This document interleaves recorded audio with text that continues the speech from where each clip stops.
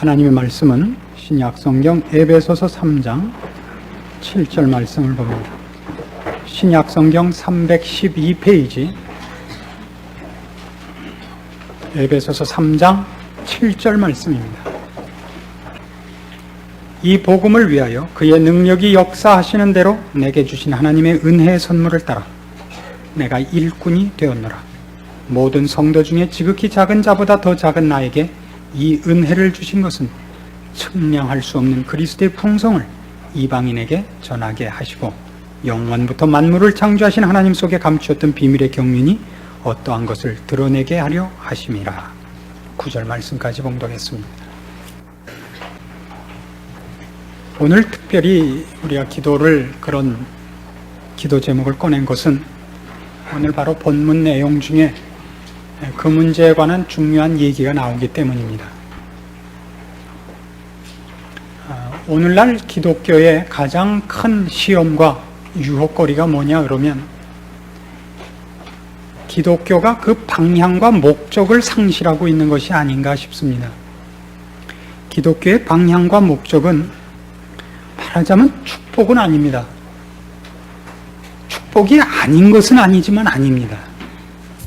성경이 축복이라고 얘기했을 때는 그 축복은 조금 다릅니다. 뜻이. 우리는 그 축복을 우리가 이해하는 세상적인 차원으로 격화시켜버려서 성경이 얘기하고 싶은 경지와 수준에까지 가지 못하도록 만들어버렸습니다. 자녀들에게 제일 하고 싶은 것이 뭐냐고 물으면 노는 것이라고 하듯이 우리 인생들이 축복이라고 생각하는 건 우리한테 이익이 아닌 것들이고 나태하고 편안한 것뿐입니다. 보통 우리가 요구하는 축복의 개념은 그렇습니다. 우리가 우리의 자녀들에게 매를 들어서라도 공부를 시켜 그것이 그에게 도움이 되고 이익이 되는 것을 축복으로 삼듯이 하나님께서 우리에게 축복이라고 하는 것은 영원한 것이요, 진리요, 절대적인 것이요, 생명이요, 영광에 관한 것을 얘기합니다. 그러나 우리는 우리의 축복의 개념이 고통이 없는 것 정도입니다. 남에게 재는 것, 물질이 풍부한 것, 이런 정도밖에 우리는 축복의 개념을 추적하지 못하고 있지 않나 싶습니다. 오늘 우리가 읽은 이 에베소 3장 7절 이하의 말씀에 바로 이런 얘기들이 나오기 때문입니다. 이 복음을 위하여 그의 능력이 역사하시는 대로 내게 주신 하나님의 은혜의 선물을 따라 내가 일꾼이 되었다. 이것은 사도 바울 선생이 자기가 어떻게 일꾼이 될 수 있었는가를 설명하는 대목이 아니라 자랑하고 있는 대목이고 그 자랑의 근거와 그렇게 될 수 있었던 이유가 무엇이냐를 참으로 놀랍게 선포하는 자리입니다.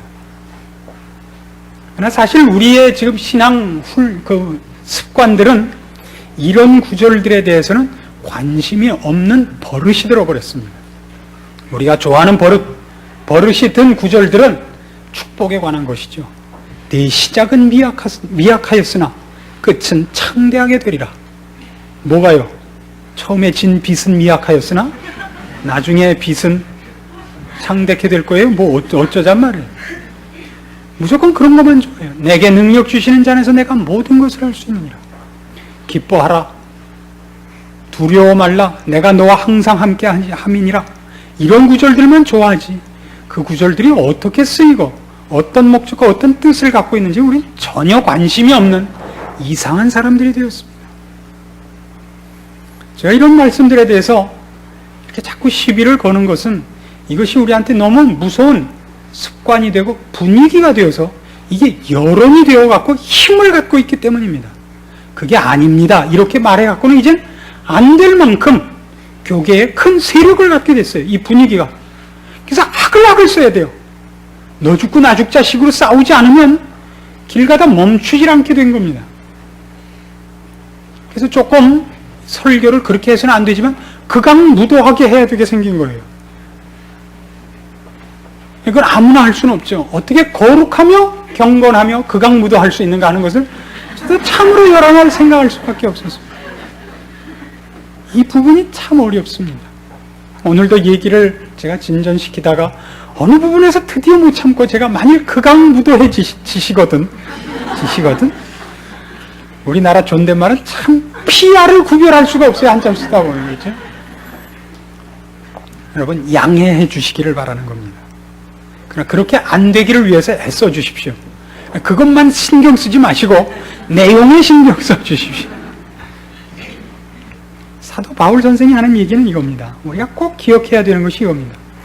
그는 어떻게 사도가 됐느냐 하는 것을 설명함으로써 기독교가 가진 가장 큰 힘과 비밀이 무엇인가를 설명하려고 하는 것입니다. 참 놀라운 얘기예요, 이 얘기는. 왜냐하면 우리 생각에도 이런 생각을 해보시면 이 얘기가 얼마나 놀라운가를 대강 감을 잡게 됩니다. 우리 주변에서도 그 사람 예수 믿을 것 같지 않았는데 믿었던 사람이 있습니다. 믿는 사람이. 그렇게 예수 믿는다면 펄펄 뛰던 사람이 어느 날 보니까 슬쩍 믿어요. 슬쩍. 반대할 땐 신문에 내고 떠들더니 믿을 때는 상 마스크하고 나오는 분이 있어요. 우리 이런 생각을 해봐야 됩니다. 도대체 그 사람들이 왜 변하는가? 왜 변하는가? 우리가 어지간히 그 애증 문제는 그렇게 쉽게 변하지 않는 법입니다. 싫은 건 거의 평생 싫고 좋은 건 거의 평생 좋습니다. 그렇지 않습니까? 애증 문제는 상당히 그 원한이 오래가는 것 중에 하나인데 이 보통 기독교를 반대하는 사람들은 그냥 쓱 웃으면서 반대하지 않아요. 꼭 칼 들고 덤벼있고 이를 악물고 도시락 싸들고 다니면서 반대를 하는 법인데 뭐 자기 아내를 못 믿게 할 뿐만 아니라 친구 중에서도 예수 믿는 사람은 상종을 하네요. 그리고 괜히 예수 믿는다 그러면 어떻게 꼬셔서라도 어떻게 해서라도 오비표 사이다라도 한번 먹이고 어떻게 같이 얽어매려고 애를 쓰는 법인데 어느 날 믿어요. 우리가 아는 거는 그러던 사람이 이렇게 됐다는 것만 알지 왜 어떻게는 설명이 없다고요. 왜 싫어했느냐도 없고 왜 믿느냐도 사실은 설명이 없어요. 그렇지 않습니까? 어떻게 생각하십니까? 여러분 스스로도 그렇지 않습니까? 여러분은 왜 기독교인이 됐고 기독교 호감을 갖는 사람이 되었습니까? 설명할 수 있습니까? 물론 지금은 얘기가 됩니다. 지금 자체를 설명을 할 수는 있습니다. 예수 그리스도를 주라 신으며 영원한 나라가 있는 것을 믿으며 그 생각만 하면 가슴이 좋으며 그 지금 설명이지 과정 설명은 아니라고요. 그게 방법도 아니고 왜도 아니에요. 그럼 옛날엔 왜 그렇게 싫어하셨어요? 그때는 싫어했던 정도만 설명할 수 있어요. 그때는 예수 믿는다면 다 바보 같았고 언제나 보면 공부 못하는 것들만 다녔고 사업에 실패한 사람만 다녔고 그거밖에 설명이 안 돼. 그래서 싫었다는 설명만 있지 그러다가 왜 이렇게 됐냐 말이에요. 거긴 언제나 이렇게 돼 있어요. 설명이. 어느 날 갑자기 나도 모르게 안 그래요? 나도 모르게 어느 날부터 괜히 찬송 부르면 눈물이 돌고 찬송가를 들으면 가슴에 이상한 전율이 오고 저 내장 깊은 곳에 옷이 오르고 그렇지 않아요? 이유가 어디 있어요? 과정이. 우린 그거밖에 몰라요. 사실은. 참으로 중요한 얘기입니다. 이 얘기를 하는 데 있어서 사도 바울이 한 얘기를 우리는 다시 한번 추적해 봐야 됩니다. 7절을 다시 보세요. 이 복음을 위하여 그의 능력이 역사하시는 대로 내게 주신 하나님의 은혜의 선물을 따라 내가 일꾼이 되었노라. 여기 사도 바울이 사도가 된 이유 중에 바울이 스스로 꺼낸 조건과 이유가 하나라도 명시되어 있습니까? 여기도 없어요. 기독교 되는 가장 굵은 근거와 복음의 진수가 뭐냐 그러면 우리로부터 꺼내놓은 어떤 것으로부터 시작하는 것이 아니라는 얘기입니다. 언제나 그렇게 얘기를 해요. 성경에 나오는 인물 중에서 최고의 유인이 누굽니까? 성경 인물 중에서 최고의 인물을 꼽자면 누구를 꼽아야 됩니까? 우선 우리는 신약에서 한 사람 뽑고 구약에서 한 사람 뽑아봅시다. 구약에서 뽑으면 누굴 뽑겠습니까? 인기 투표 한번 해봅시다. 보통 모세예요. 모세 구약의 제1인자입니다. 신약은 누굽니까? 신약은 언제나 바울입니다. 2위는 누굴 것 같습니까? 2위는 보통 요한입니다. 보통 요한이고 3위쯤 가야 베드로가 나오고 한 12위쯤 가면 신약 성경에는 없지만 우리 하나 또 나오고 그럽니다. 다 아시는가 봐요. 웃으시는 거 보니까. 구약의 위인 모세와 그럼 신약의 위인 바울을 비교하면 누구를 더 꼽겠습니까? 누구를 꼽으시겠습니까? 참으로 막상막하죠. 장효조냐 김시진이냐, 올스타 MVP를 누구에게 줄 것이냐 곤란하죠. 바울을 꼽는 사람들이 더 많습니다. 바울은 그토록 대단한 사람입니다. 성경 신구약을 통틀어서 랭킹 1위에 오르는 사람이라 그러면 보통 바울을 듭니다. 물론 모세도 근소한 차로 그렇습니다만, 그러니까 모세라 그래도 좋습니다. 그러나 바울, 그가 이 얘기를 하는 가장 큰 이유가 뭐냐면, 그가 사도로 부름 받았을 때 예수가 누군지도 몰랐더라는 사실입니다. 이 사건이야말로 성경이 기독교가 설명하려고 그러는 복음에 대한 가장 중요한 증거인 것입니다. 사도행전 9장으로 가보십시오. 사도행전 7장에서 스데반이 죽었습니다. 그리고 그 죽음의 최고의 원흉이 바울입니다. 여기는 지금 아직도 이름이 바뀌기 전이라서 사울이라고 기명되어 있습니다. 그리고 이제 훨씬 살기가 등등해서 예루살렘의 여러 신자들을 붙잡아다 투옥하고 핍박하고 하다가 다메섹까지 가는 장면입니다. 사울이 주의 제자들을 대하여 여전히 위협과 살기가 등등하여 대제사장에게 가서 다메섹 여러 회당에 갈 공문을 청하니, 이는 만일 그 도를 쫓는 사람들을 만나면 물론남녀하고 결박하여 예루살렘으로 잡아오려 함이라. 사울이 행하여 다메섹에 가까이 가더니 호련히 하늘로서 빛이 저를 둘러 비추는지라. 땅에 엎드러져 들으며 소리서 가라사대, 사울아 사울아 네가 어찌하여 나를 핍박하느냐 하시거늘, 대답하되 주여 니시오니까 가라사대, 나는 네가 핍박하는 예수라. 네가 일어나 성으로 들어가라. 행할 것을 네게 이를 자가 있느니라 하시니, 같이 가던 사람들은 소리만 듣고 아무도 보지 못하여 말을 못하고 섰더라. 사울이 땅에서 일어나 눈은 떴으나 아무것도 보지 못하고 사람의 손에 끌려 다메섹으로 들어가서 사흘 동안을 보지 못하고 식물을 전폐하니라. 그때 다메섹에 아나니아라 하는 제자가 있더니 주께서 환상 중에 불러 가라사대, 아나니아야 하시거늘, 대답하되 주여 내가 여기 있나이다 하니, 주께서 가라사대 일어나 집 가라 하는 거리로 가서 유다 집에서 다섯 사람 사울이라 하는 자를 찾으라. 저가 기도하는 중이다. 저가 아나니아라 하는 사람이 들어와서 자기에게 안수하여 다시 보게 하는 것을 보았느니라 하시거늘, 아나니아가 대답하되 주여 이 사람에 대하여 내가 여러 사람에게 듣사온즉 그가 예루살렘에서 주의 성도에게 적지 않은 해를 끼쳤다 하더니, 여기서도 주의 이름을 부르는 모든 자를 결박할 권세를 대제사장들에게 받았나이다 하거늘, 주께서 가라사대 가라. 이 사람은 내 이름을 이방인과 임금들과 이스라엘 자손들 앞에 전하기 위하여 택한 나의 그릇이라. 언제 택했어요? 지금 사울이 회개했어요, 안 했어요? 아직 안 했을 때예요. 사울은 지금 정신이 없을 때예요. 사울을 언제 찾아요? 하나님이. 예수님이 언제 찾아와요? 사울이 어쩌고 있을 때 찾아와요?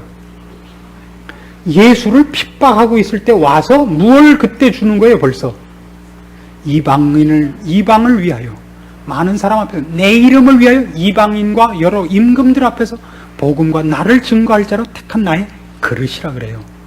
뭐 하고 있을 때요? 사울은 뭐 하고 있을 때? 예수를 핍박하고 있을 때, 실제로 예수를 믿는 많은 사람들을 잡아놓고 있을 때. 왜 이 말을 우리가 명심해야 되느냐 하면, 다시 이제 본문으로 돌아와 보세요. 에베소서로. 제가 이제 많이 나아진 거예요. 옛날에 이런 거 하면 막 올라갔는데 소리가 싹 내려오잖아요. 중요한 얘기를 하면 이제 싹 내려오기로 했어요. 잘 보세요. 이 복음을 위하여 그의 능력이 역사하시는 대로 내게 주신 하나님의 은혜의 선물을 따라 내가 일꾼이 되었노라. 사도 바울이 이걸 까먹을 수가 없어요. 그가 언제 이 일을 맡았느냐면, 자기가 예수를 핍박하고 예수 믿는 자를 잡아 가두고 다닐 때 주께서 붙잡고 시킨 거예요. 은혜와 선물이라는 얘기를 그가 안 할 수가 없어요. 거기 더 재밌는 얘기가 있어요. 다시 봐요. 이 복음을 위하여 그의 능력이 역사하시는 대로. 우리말로는 이렇게만 되어 있어요. 그의 능력이 역사하시는 대로. 그러나 원래는 직역을 하면 이렇게 되어 있어요. 직역을 하면 그의 능력이 기운차게 역사하시는 대로, 그런 뜻이에요. 그의 능력이 강력하게 역사하시는 대로. 그러니까 한 사람을 뒤집어 놓고 그가 가던 길에서 돌리는 데는 우리가 죄를 향하여 가던 힘보다 더 센 힘으로 바꿔놓은 힘이 있다 이거예요. 우리는 어떻게 생각하느냐 하면, 내가 주를 향하여 열심을 품고 주를 향하여 무엇을 꺼내놓은 것을 하나님이 받아서 써주셔서 뭐가 된다고 생각하기 일쑤인데, 지금 사도 바울이 기억하고 있는 건 뭐냐, 그가 맡은 복음은 어떤 복음이냐 하면, 우리가 주를 모를 뿐만 아니라 주가 원치 않는 길을 향하여 열심히 뛰어가는 자를 거꾸로 오게 해요. 여러분, 이런 운동기구가 있는 걸 아세요? 집 안에서 달리기 연습을 하기 위해서 어떤 게 있죠? 이렇게 벨트가 이렇게 가고 있는 게 있죠. 가고 있어서 실컷 뛰는데 제자리에 있죠. 땅이 움직이고 있는 거니까. 근데 만약에 뛰는 것이 이 벨트가 뒤로 가는 속도보다 느리면 어떻게 될까요? 뛰는 것보다 이게 느리면, 이게 더 빠르고 뛰는 게 느리면 뒤로 가지 않겠어요? 그렇죠? 생각해보세요. 그걸 이제 더 이쪽에다 액센트를 주기 위해서 위에서 이렇게 봐요. 우리가 뛰는 것보다 땅이 뒤로 가는 속도가 빠르면 뛰어봤자 어디로 갈까요? 그걸 아시겠어요? 하나님의 능력이 강력하게 역사하신다는 게 뭔지 아시겠어요? 내가 젓는 노보다 더 센 바람이 앞에서 불면 노를 저어도 까꾸로 가는 수밖에 없다는 것을 아세요? 배를 안 타봐서 몰라요? 무슨 얘기인지 아세요? 기차를 타고 새마을호를 타고 부산으로 가는 동안 뒤집어 앉아있으면 어디로 가죠? 평양을 보고 앉아있으면 그래도 부산 간다는 거 아시겠죠? 우리가 늘 오해하는 건 이겁니다. 하나님 우리를 오라 오라 그러고 우리는 몽유병자처럼 내가 갔다고 자꾸 우긴단 말이에요. 복음에 복음된 가장 굵은 근거가 뭐냐 그러면, 사도 바울이 지금 고백하는 것 같이 내가 이 일꾼이 된 것은 측량할 수 없는 은혜요, 그분이 내 안에 강력히 역사하사 내가 죄를 향하여 뛰어가는 것을 붙잡아 일로 끌고 온 그의 완력과 힘 때문이었다라고 고백하고 있는 겁니다. 여기는 참으로 많은 이유가 있는 겁니다. 사도 바울이 그렇게 불린 것 자체가 이방인들에게 복음을 전하는 데 있어서는 복음이 어떤 것이냐의 1차 메시지예요. 그것 자체가. 우리가 어떤 물건을 살 때 어느 물건이 좋으냐를 모르면 우리가 보통 뭘 보고 삽니까? 삼성께 좋은지 금성께 좋은지 대우께 좋은지 모를 때, 어느 게 좋을 때 모를 때는 보통 뭘 보고 사냐면 상표를 보고 사죠. 나는 어느 회사 걸 산다. 그렇지 않습니까? 무슨 물건을 사야 될지 모를 땐 확실한 상표가 붙어있는 걸 사는 법 아닙니까? 그것이 그 내용을 증명하는 어떤 외형적인 표라고요. 지금 이방을 향하여 복음을 전파시키기 위하여 왜 하나님이 자기 밑에 있던 12제자를 쓰지 않고 사도 바울이라는 다른 사람을 도입하셔야만 했느냐 하면, 이런 깊은 이유가 있기 때문인 것입니다. 사도 바울 자신의 인생이 복음이 무엇인가에 대한 가장 놀라운 메시지다 말입니다. 그래서 똑같이 오늘날 우리들 지금 시대에 목사로 불리는 사람, 불림 받는 사람에게도 똑같단 말입니다. 고린도전서 1장으로 돌아갑시다. 왜 이런 얘기만 하면 저는 열이 날까요? 살살한다고 아까 재놓고 다시 열이 났습니다. 다시 내리고 고린도전서 1장 26절을 보십시오.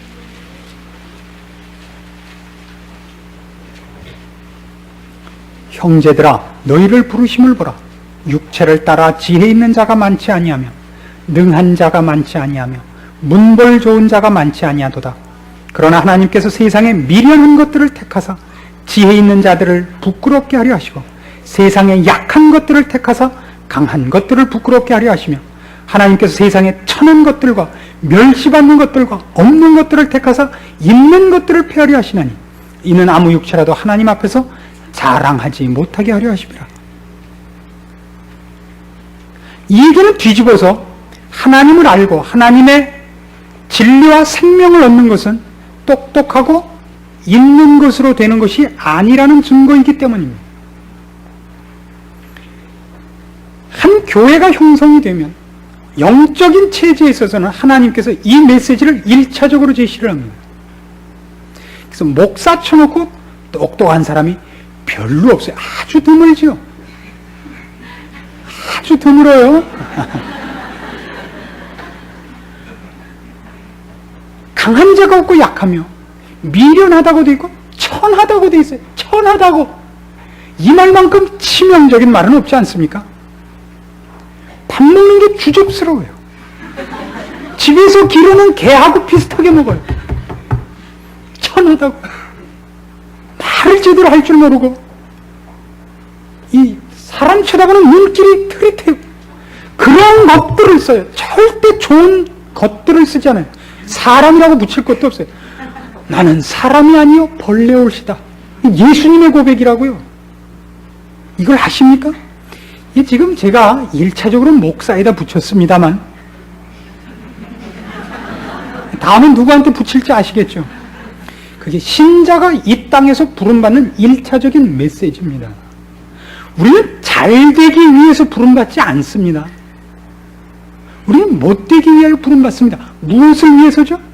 사도 바울이 하나님이 누군지를 전혀 모르는 이방 세상에 나가서 복음을 전하는 데 있어서 가장 그 복음이 무언가를 전하는데 이익이 됐던 게 뭐냐면 자기가 옛날에 쪼다짓한 거란 말이에요. 자기가 스데반 죽인 사건이란 말이에요. 그리고 살기가 등등해서 가다가 얻어맞고 눈 멀었다가 뜬 사건이라고요. 나는 내가 하나님 앞에 진실되었고 하나님 앞에 잘해서 우동생이어서 이 자리에 있는 줄 아냐? 제가 여러분보다 더 바보였습니다. 저는 그 하나님께서 그렇게 귀히 쓰는 스데반을 죽인 자요. 많은 사람을 붙잡아다 옥에 가두고 사자밥이 되게 하고 그것도 모자라서 살기 등등해서 담에색으로 하다 얻어맞은 사람입니다. 그 얘기만큼 사도 바울에게 있어서는 잘된 일이 없는 거예요. 하나님의 일을 맡은 인생이라고 생각하자 그가 성공한 인생을 살아온 것보다 그 실수를 한 게 오히려 이익이더라 말이에요. 아시겠어요? 여러분 제발 돈 많이 벌게 해달라 그러지 마십시오. 부탁입니다. 제발 좀 저 불러가지고 제발 돈 벌게 해달라고 기도해달라고 제발 좀 하지 마십시오. 아주 속상해서 그럽니다. 아시겠습니까? 우리 자식 좋은 대학 가게 해달라고 기도해달라고 제발 그러지 마십시오. 이제 입시가 곧 내일 모레로 다가오는데 전 그 기도 해줄 마음이 정말 쥐뿔도 없습니다. 아시겠습니까? 여러분의 아들들은 그저 180점만 맞으면 되지 않을까 이렇게 생각하는데 불만이시면 입시 때만 많은 점수 맞게 해주시는 교회에 잠깐 갔다 오십시오. 저는 도무지 그 기도를 해줄 마음은 없습니다. 아시겠습니까? 똑똑한 사람을 쓰시지 않는 이유를 알아야 됩니다. 똑똑한 것이 죄라는 뜻도 아니요 똑똑하지 말라는 뜻도 아닙니다. 하나님께서 우리에게 요구하시는 메시지가 뭔가를 알기를 바란다 이겁니다. 그래서 우리의 얘기는 달라져야 됩니다. 우리는 하나님께서 나와 함께 하심으로 내가 무엇을 갖게 됐느냐를 자랑하는 자가 아니라 우리가 얼마나 하나님의 뜻에 하나님의 마음에 하나님의 생각에 전혀 반대의 것을 요구할 줄밖에 모르는 자였는데도 불구하고 이 자리에 불리었는가를 증명하기 위하여 살기 때문에 내 실패한 것과 모자란 것이 무기인 사람들로 쓰이고 있다는 것이 기쁘고 자랑스러운 자들이라고요. 그게 자랑스러운 자들이에요. 우리가 어떻게 잘된 게 있어야 돼요? 예수를 잘 믿었더니 역시 하나님이 축복하십니다. 제가 11조를 꼬박꼬박 냈더니 벌써 그러나다 타게 해주십니다. 이 얘기에 여러분 쉽게 속지 마십시오. 그건 하나님이 볼 때 그 사람은 그러나다 안 주면 도무지 예수 안 믿을 게 생겼으니까 그래 넌 이거나 먹고 거기 그냥 죽치고 있어라. 그렇게 붙잡은 사람이고 심부름도 안 내보내는 거야. 그래 넌 텔레비나 보고 있어라. 이런 사람이 있고, 일을 시키려면 그렇게 갖고는 안 되는 거예요. 일 시키면 돈 맡긴 거 들고 나갔다가 자기가 사고 싶은 거 살 텐데 뭐 뻔한데요. 절대 그 일 안 시켜요. 옛날에 제가 알고 있던 분이 그 국악학의 권위자였습니다. 국악을 그 연구를 하려면 전래되어 오는 그 음악이 어디에 제일 많이 남아있냐면 무당들에게 제일 많이 남아있습니다. 그러니까 우리나라 전통 춤과 노래가 거기에 제일 많이 남아있습니다. 그래서 이분이 방학만 되면 그 무당들을 찾아다녀요. 그 무당들이 어디에 많이 있냐면 아무래도 좀 미개한 지역에 많답니다. 돌아다니다가 이제 그 확인을 해보면 무당에는 두 개가 있어요. 세습무당이라는 것과 강신무당이 있습니다. 세습무당이라는 건 자기 어머니가 무당이었기 때문에 이어서 딸도 무당이 된 그냥 가업을 잇는 무당입니다. 신은 안 내렸어도 그쪽이 훨씬 얻을 자료가 많답니다. 춤도 잘 추고 노래도 이어온 게 많고. 그러나 이제 영험하진 않은 거죠. 강신무당은 영험한데 그런 건 잘 못한대요. 춤도 잘 못 추고 노래도 제대로 할 줄 모르나 뭐 이 식칼 위에도 서고 식칼로 돼지 대가리에 딱 꽂아서 이렇게 딱 세우면 딱 쓰고 대단한 그 영역이 있다고요. 한 번은 갔다 그 강신무당을 만나서 이름을 물었더니 이름을 안 가르쳐 주더래요. 도무지. 그래서 아무래도 좀 이상해서 기미가 이상해서 자꾸만 물어봤더니 나중에 이름을 대는데 이름이 정예수더래요. 놀랍죠? 사실 싫어합니다. 그래서 이분이 이제 크리스찬이니까 놀라서 물어본 겁니다. 그럼 어떻게 이렇게 됐느냐? 강신무당이에요. 신이 집혀서 이제 하는 거예요. 예전에 이제 과거에 그 여인이 한 번 이상한 병에 들었는데 의사들한테 갖다 보여도 무슨 병인지를 모르는 거예요. 무슨 병인지를. 아주 죽도록 고통스럽더래요. 기도를 해도 안 낫고 병원에 가도 안 낫고. 근데 자꾸 이런 생각이 들더래요. 본인에게.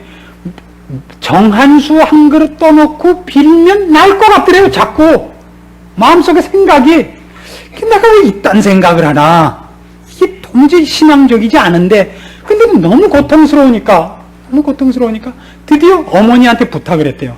어머니 제가 물 한 그릇만 떠놓고 빌면 날 것 같은데 한번 했으면 좋겠다. 그러니까 어머니가 펄쩍 뛰셨대요. 얘네 그 무슨 망측한 생각이냐, 무슨 예수 믿는 사람이 그런 생각을 하냐, 그런 생각 하지 마라. 너무 고통스럽고 낫진 않으니까 이제 할 수 없다.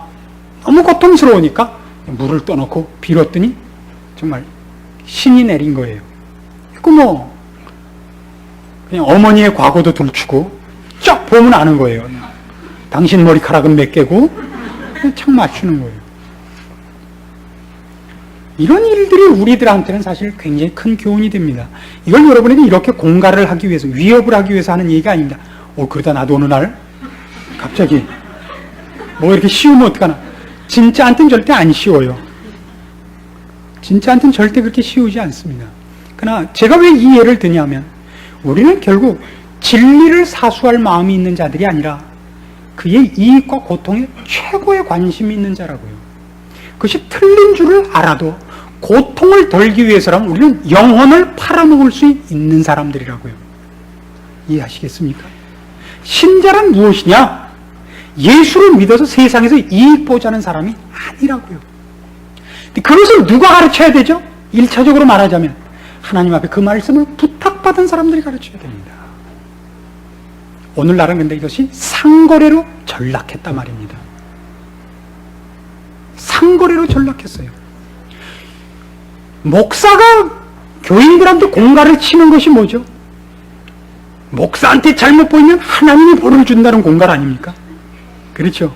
그럼 교인들이 목사한테 공갈 놓는 건 뭡니까? 당신 내 말 듣지 않으면 헌금 안 하겠소. 이거 안 해요. 너무 노골적으로 했습니까 제가? 아픈 데를 찔렀나요? 사실입니다. 이 부분을 우리가 해결하고 넘어가지 않으면 안 됩니다. 다행히 우리 교회는 그렇진 않습니다. 왜냐하면 여러분들이 상식이 있으시니까. 그러나 따지고 들어가시면 우리는 결국 거기서 그렇게 멀리 떠나 있지 않습니다. 그것을 묘하게 표현할지 몰라도 비슷한 원리들과 본능들이 우리한테 있다는 걸 아셔야 됩니다. 어떻게 그걸 증명할 수 있냐면 우리가 예수를 믿었는데도 불구하고 우리 생활에서 물질적으로, 즉 세상적으로 이익을 얻지 못하고도 감사하고 만족하는 사람이 거의 없습니다. 그렇지 않습니까? 내 고통이 제거되지 않으면 목사부터 무는 거예요. 당신이 무능해서 우리가 이 고통 속에 있는 거라고. 당신이 모세같이 능력이 있었다면 반석에서 물이 나기도 하고, 지금은 물은 필요 없고 반석에서 돈이 나오게 할 거 아니냐고.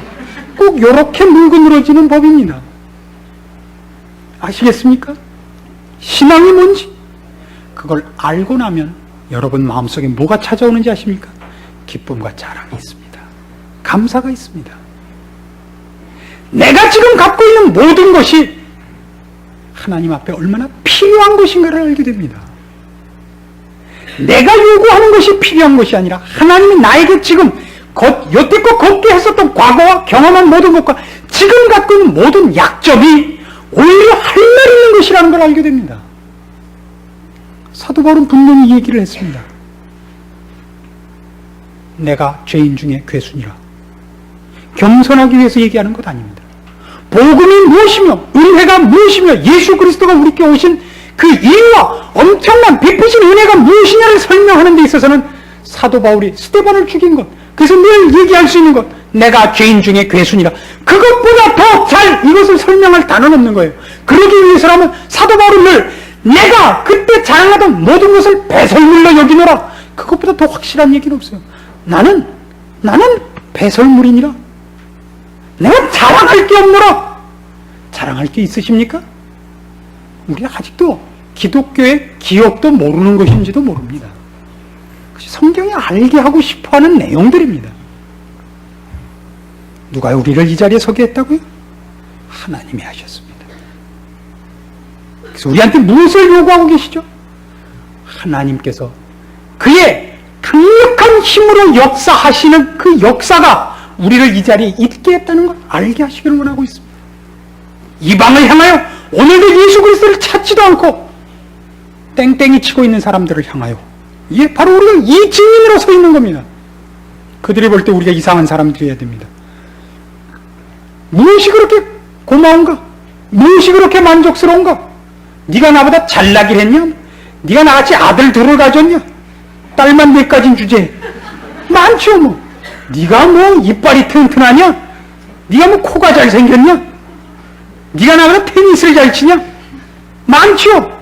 그러나 우리는 할 말이 있는 거죠. 그래도 네가 모르는 거 하나 있다. 그리고 그것은 네가 갖고 있는 건 몽땅 합쳐도 그림자하고도 안 바꾸겠다. 그게 있는 겁니다. 그걸 확인하십시오. 사도 바울이 오늘 여기서 하고 싶은 얘기인 겁니다. 그것이 기독교입니다. 만일 그것이 확인되어 있지 않으면 우리는 참으로 우리가 누려야 할 자랑들과 승리들과 감사들을 놓치고 사는 가난한 사람들입니다. 우리가 누구죠? 우리의 인생을 나의 욕심을 위하여 채우기 위하여 허락받은 인생이 아니라 주께서 맡기신 인생을 그의 나라와 그의 영광을 위하여 살도록 요구받고 있는 일꾼들 아닙니까? 하나님께서 그 일꾼에게 밭을 갈라 하면서 농구를 주지 않고 일을 하라 그러겠습니까? 농사짓는 기구를 주는 법입니다. 우리에게 걷게 하신 인생과 주어진 모든 환경과 내 손에 있는 조건들은 가장 좋은 것입니다. 할 줄 모르니까 낫 깎고 풀 베면 괜히 손만 비는 거예요. 그렇죠? 맨손으로 뽑는 게 낫죠. 누가 가서 하면? 서울 초원 사람들이 가서 농사 지면 낫이 있는 것이 더 불편합니다. 지게로 지는 게 더 불편하고, 우리는 어쩌면 그런 가난한 사람일 수도 있습니다. 열심히 우리의 어둠과 은혜들과 우리가 이 자리에 서 있는 이 놀라운 기적들을 음미하시고 감사하십시오. 자랑할 것이 여러분 속에만 있음을 알게 되실 것입니다. 감격할 것이 이미 있음을 알게 될 것입니다. 그의 능력이 강력하게 역사하여 우리를 이 자리에 있게 하신 것입니다. 이제 우리가 이 자리에 있을 아무런 조건도 필요한 어느 것도 갖고 있지 않았는데도 불구하고, 그래서 우리는 외칩니다. 그의 은혜의 놀라움을, 그의 사랑의 깊음을, 우리가 이렇게 바보인데도 찾아오신 그의 긍휼을, 우리 인생에서 가장 놀랍게 증거되고 전시되어야 할 우리 인생의 일거리인 것입니다. 기도하십시다. 하나님 아버지, 은혜를 감사드립니다. 우리가 이 자리에 있는 것이 하나님의 은혜인 것을 확인했습니다. 우리가 그때 하나님을 알지도 못했고 찾지도 않고 무엇이 길이요 진리인지도 모를 그때에 하나님께서 우리에게 강력히 역사하사 우리의 마음을 돌이키시고 주의 자녀의 자리에 앉히시고 우리의 눈을 띄우셨습니다. 이제 주의 자녀된 자로 헌신하며 충성하며 열심을 바쳐 사랑하는 아름다운 결심이 있게 하옵시고, 주 앞에 헌신하겠다는 열심이 우리의 생애를 주 앞에 바치는 것으로 나타나도록 간섭하여 주시옵소서. 우리의 생애를 통하여 영광 나타내시며 주의 자녀된 자들의 찬송과 감사를 받으시옵소서. 그리하여 이 시대와 이 민족 앞에 살아계신 하나님을 증거케 하옵시고, 하나님을 의지하여 사는 자들의 행복함을 저들에게 나타내게 하시옵소서. 예수님의 이름으로 기도합니다. 아멘.